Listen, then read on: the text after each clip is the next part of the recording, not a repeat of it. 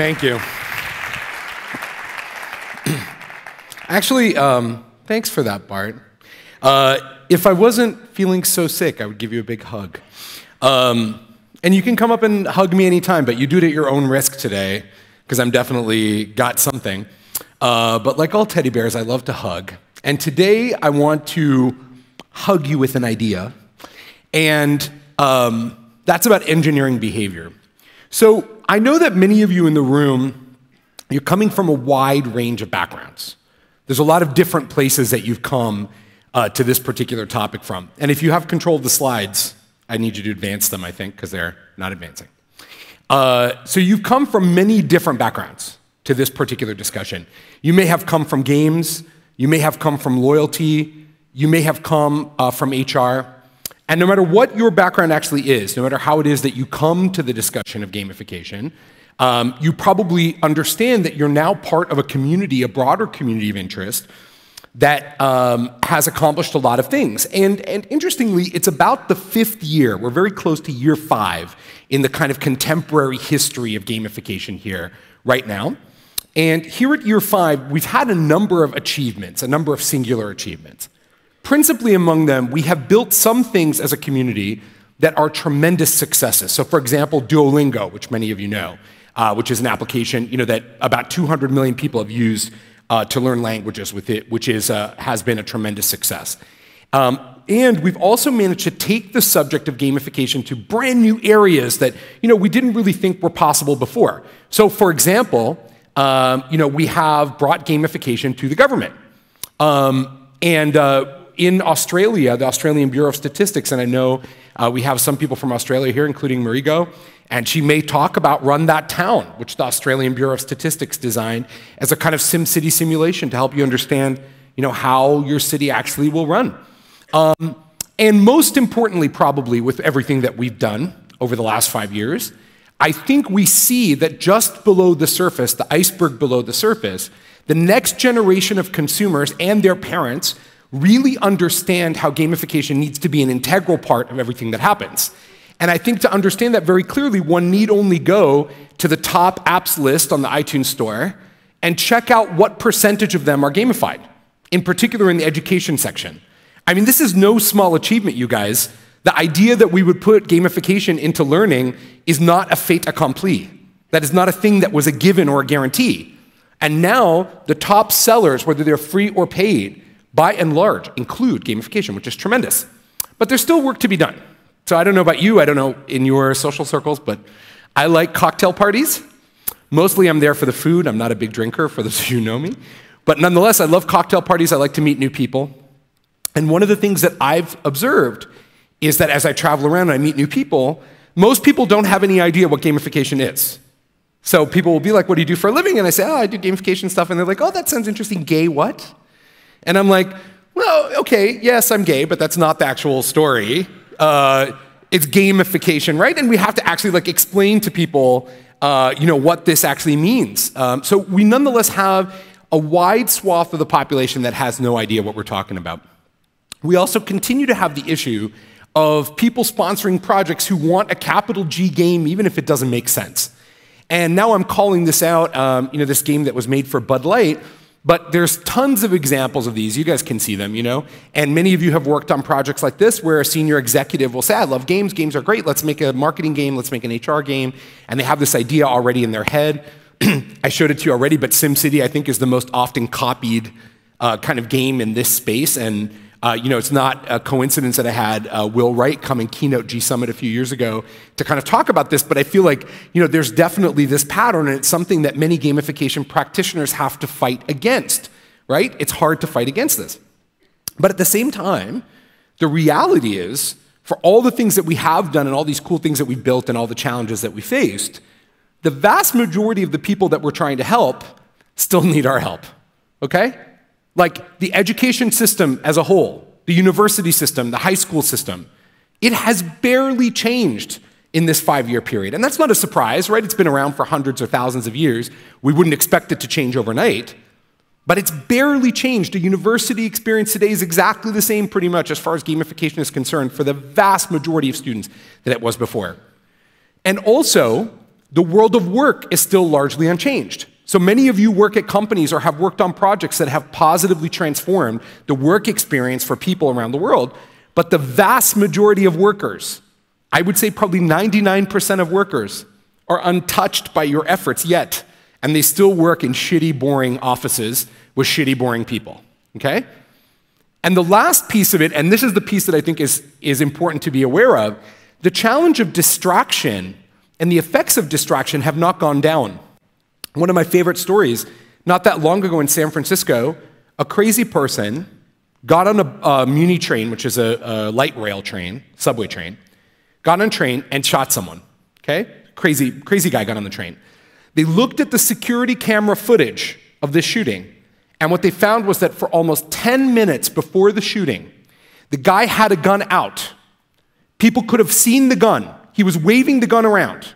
He was doing this with the gun. He was putting the gun everywhere. The gun was in full view, but everybody was looking down at their smartphone for so long that nobody saw the gun. They have this on camera. They can see it, okay? It's a corner case, clearly, that's restricted mostly to the United States and countries that are in a state of civil war, but it's nonetheless important that this issue is serious. And to wit, what is the actual cost of distraction? Now, this is going to be a weird argument that I'm about to make, but just hear me out for a second. Much of the stuff that people are distracted to, so away from the things they used to do to the things they're doing now, actually results in a net decrease in economic activity. So when you think about somebody watching a television program, the production of a television program takes hundreds or thousands of people.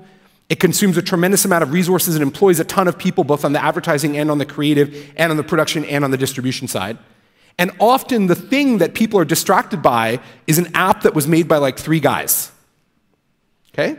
Now, I'm not arguing that our job is to reset the economy into the old form. But what I am pointing out is that there are real costs and there are real risks if we don't do our job right. Now, for many of you who follow the hype cycle, this is the hype cycle of emerging technologies. For many of you who've seen this, one of the interesting things about gamification is that this year, more or less, they kind of removed gamification from this hype cycle. We used to be, kind of following along this chart, and then all of a sudden gamification is gone. And there's been a whole big discussion about, why this is online.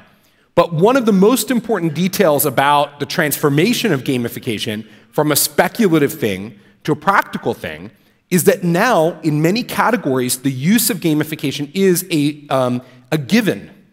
So people don't even question whether or not gamification should be used for a new consumer app, certainly for an educational app for children. They don't even question it. It's not even a question. So it's become this kind of baked-in concept in many spheres. And I know that many of you are thinking that doesn't necessarily apply to your industry, and that's fine. But it's important to understand that in this transition from gamification is the hot new girl on the block to gamification is this normal thing that happens as part of normal everyday business life and productivity, that many people that the spotlight is going to change, the energy is going to change, and the expectations of industry and government and educators are going to be different. And we need to take a step back, though, and consider how big of a deal it is what we're doing. Nobody has ever attempted to do what we as a community have attempted to do. We've created this diverse community whose primary focus is on behavior change. And I know that we can do better, but one of the things I'm always heartened by is how many women, for example, are in our industry. The ratio could still be better, but it's way better than the games industry and way better than the BE business, so it's exciting. But nonetheless, our focus is behavior change, and this is unique. Our goals as an industry, as a community, are to transform as many people's lives as possible across a wide range of industries and endeavors, right? And that we have been very sharing-oriented, as you see at events like this, that people share their data. And that we largely attempt to change people's behavior without using shame and fear. All of these things are very significant differences. The gamification community is unlike any other endeavor that has ever been done before. This is a substantive difference from the way other people have approached this in the past. But in this transition, what I believe we now need is we now need to stop thinking like, oh, this is just an idea, an abstraction, and we need to start creating reusable, flexible systems that allow us to produce an engineered result in behavior. And that's what the market expects us to do. That's what our funders and investors expect us to do. And that's what I think ultimately we expect of ourselves, and certainly where we're coming from, unlike the other industries that preceded us. Now, what is engineering in this context? An engineer produces a resilient, repeatable, predictable, and efficient solution to a given structural problem, okay? Now, this is important because when we talk about behavior, we often talk about it in these abstract terms like maybe this will work, maybe it won't work, I don't know, this is a thing that we're going to try. But when you go and you contract with an engineer for something, if someone goes to an engineering firm and says, hey guys, I need a bridge over this piece of water, the engineering firm says, I can totally do that for you. And the client says, okay, I need it done in a year and it's going to be $1 billion. And the engineering firm says, cool, it's going to take 2 years and it's going to cost you $2 billion, but I can totally do that thing that you want me to do, right? Engineering firms don't say they can't do the job. There is no such thing in engineering. It doesn't exist in engineering. It's a function of time and money, because what we understand is that with enough time and money, we can produce solutions that solve the problems that people need. And so we also need to step up to the plate in this fashion. We need to start thinking about how we engineer behavior. And it raises a question about whether or not behavior can be engineered, right? I mean, if you look at the examples from behavioral economics, particularly as they relate to retirement savings in the United States, which I think is the magnum opus of the behavioral economics industry, one of the things that you see is that they have been very successful at changing large chunks of behavior, but a single behavior at a time. In other more complicated areas, like, for example, getting people to quit smoking or not use plastic shopping bags, other areas that have gotten a lot of attention, more complicated behaviors seem to be a little bit more resistant to the notion of repeatable engineering. And I think that's where we find ourselves today. And it begs the question, then, what actually is behavior? When we say we want to engineer behavior, when I encourage you to engineer behavior, what do we mean by behavior? What does that actually mean? And it won't surprise you to know that there is no one singular definition of behavior, that psychologists don't agree on what it means. But more or less, we can think of it as the interrelationship between stimuli and responses in the target user, a system for understanding how the user is going to respond to a given set of stimuli. And once we have a kind of solid understanding of that, we now have to admit as a community, and I hope that you see this the same way, that we are in very primitive stages of our understanding of how to engineer behavior in a reliable, predictable, efficient way. Very primitive stages. I put an airport up here instead of a bridge for this particular analogy for a reason, because the reality is that our work, when we talk about engineering these behaviors, is much more like an airport than a bridge. We often are talking about many different interactions for users, not just like one singular thing that they might do or one path they have to follow. And also we understand that there are variables that affect it, right?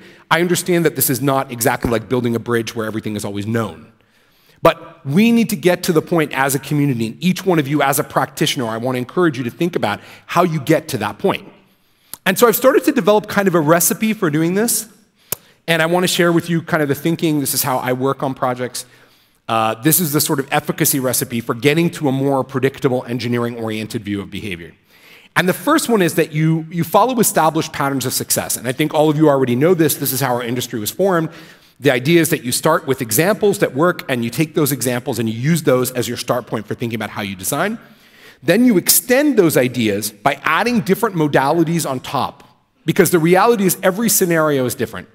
Even if I say, let's do a stop smoking intervention in Spain versus a stop smoking intervention in what will probably be an independent Catalonia, there might be different issues at play in those two different communities, okay?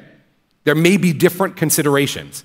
So even as we start with one specific idea, we must be able to extend that appropriately.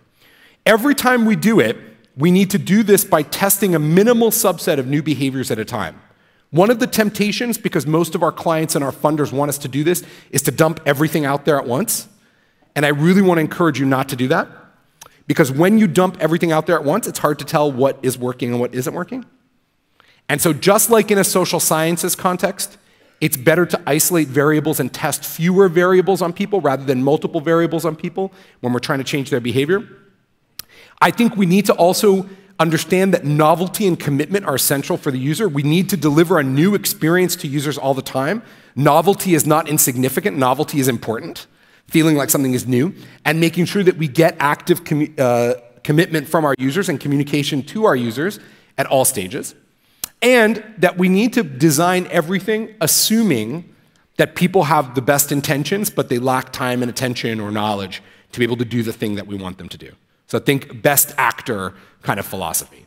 And this has been the framework. And so I just want to share with you one quick little project that we worked on this year at my firm called Dopamine. So Los Angeles International Airport is the world's largest origin and destination airport. And what that means is, as a percentage, as a total number of people traveling through LAX, LAX has the most number of people who live in the city where they are transiting. So Dubai has more transit passengers, but in LAX, there are more people who live in LA who go to and from the airport. And so if you've ever traveled in or out of Los Angeles Airport, you'll know there's terrible traffic on the main roadway that connects the terminals in the evenings every day. It's in fact the most congested road in all of Los Angeles is World Way, which is the road that connects the terminals at LAX. So LAX is undergoing a massive project to modernize and to figure out how to improve the transit situation at the airport. And one of the things that the management team there wanted to know, and remember this is a government entity, one of the things that they realized was, if we just ask you whether or not you'll take public transit, you'll probably always say yes, right? In a survey, will you take public transit? Will you take the green option? Sure, I'm going to totally recycle every single time. And then they realized that in practice, people don't do that. So we built for LAX a gamified survey that instead of just asking people what if, put them into various scenarios and then measured their response to given inputs in those various scenarios. So instead of saying, what would you do if, we said, oh, you literally have to do this, now what do you do? And then measure all those different outcomes. And the survey had tremendous success. So we got tens of thousands of people to take it. We had like an over 90% completion rate from the start point till the end point. It got a bunch of press attention. But the most interesting thing is the data. And I can't yet share with you all the data, but after having seen much of it, I have to tell you, it's pretty amazing. It's like so much more thorough understanding of how people will behave. And so as part of doing projects like this, the idea is that we need to build a playbook. Ultimately, each one of you as a practitioner needs to have a set of things that you can do and a way that you think about how you design stuff. And as a community together, we need to build these playbooks. And there are various playbooks in the works in our industry. Now, they do, however, need to start being thought of, these playbooks, as extensions of real research. And I know that this is kind of weird to think of it this way, but I think of many of you as social science researchers. Much of the projects that you work on are novel questions about how it's possible to change people's behavior. Now, most of you are not doing this under the auspices of a university. Most of you are not doing your research as a structured project with a control group and a double blind and all that kind of stuff, but you're nonetheless doing a lot of research.